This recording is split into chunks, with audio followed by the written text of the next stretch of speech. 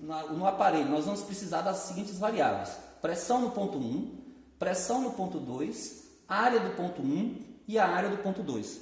Com essas 4 variáveis, a gente vai para a equação de Bernoulli e aí a gente consegue determinar velocidade e a gente consegue determinar a vazão. Então, nesse momento, Gigi vai acionar aqui a bomba e nós vamos até o manômetro verificar que pressão ela vai marcar.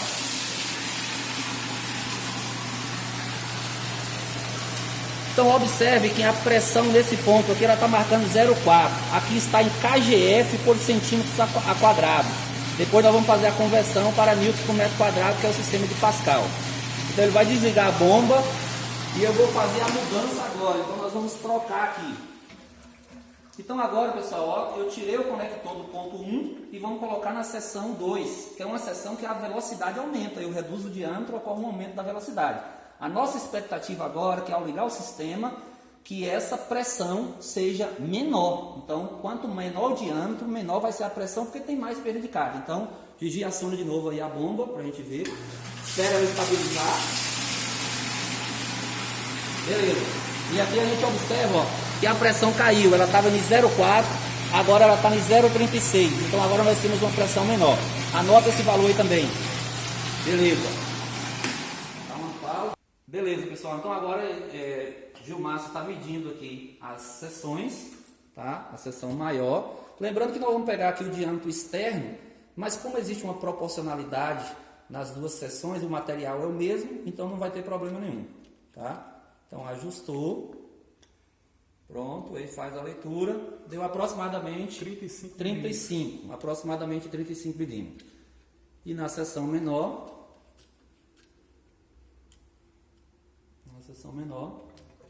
ele fez lá também a leitura, deu aproximadamente 27 milímetros. Então fizemos o arredondamento aí, temos as medidas. Agora nós vamos para o cálculo.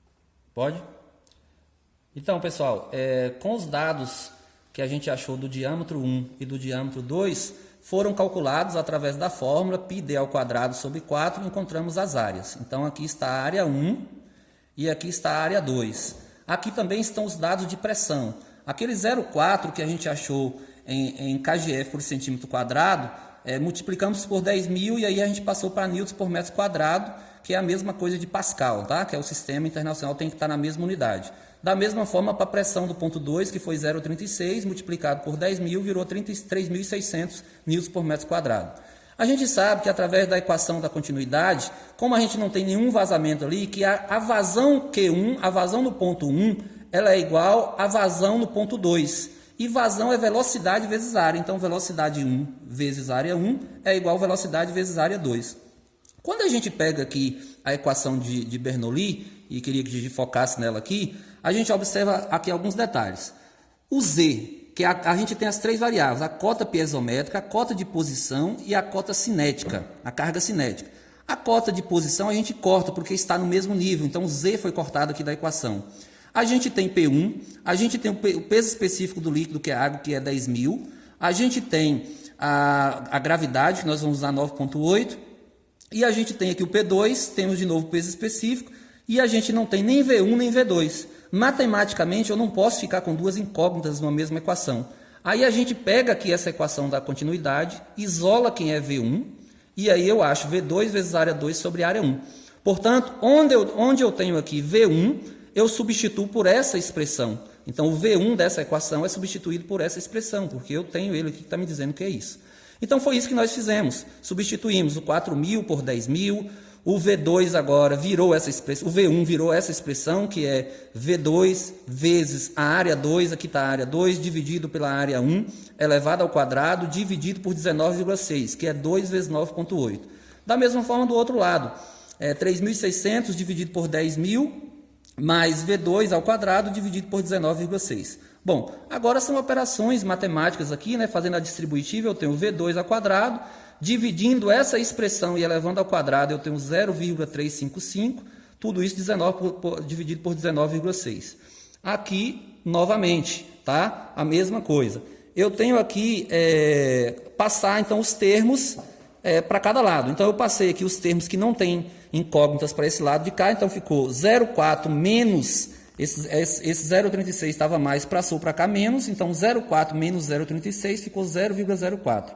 E aí eu tenho então V2 ao quadrado menos essa expressão, que é V2 ao quadrado vezes 0,355, que ficou aqui, ó, 0,355 V2 ao quadrado. Tudo isso dividido por 19,6, porque o MMC entre 19,6 e 19,6, o MMC, ele é o próprio 19,6.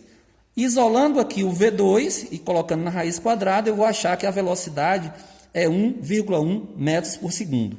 A velocidade no ponto 2. Usando qualquer uma das equações em cima, por exemplo, usando essa equação aqui que nós usamos, ó, que V1 é V2 vezes área 2 dividido por área 1, eu acho que é V1, que deu 0,66. Então, confirmou o que nós dissemos lá no início. Quando eu diminuo o diâmetro, o que é que acontece com a velocidade? A velocidade aqui, quando eu diminui o diâmetro, a velocidade aumentou. Então, a velocidade no ponto 1 é 0,66, a velocidade no ponto 2 é 1,1, é maior. Enquanto que a pressão ocorreu exatamente o contrário. Então, a pressão, eu tinha uma pressão maior no ponto 1, que era uma pressão de 4.000, e a pressão no ponto 2 foi uma pressão de 3.600. Através da equação, então, que vazão é velocidade vezes área, a gente só multiplicar e encontra aqui a seguinte vazão, 6,34 vezes 10 a menos 4 metros cúbicos por segundo. Então, medimos aí a vazão através do tubo de Venturi.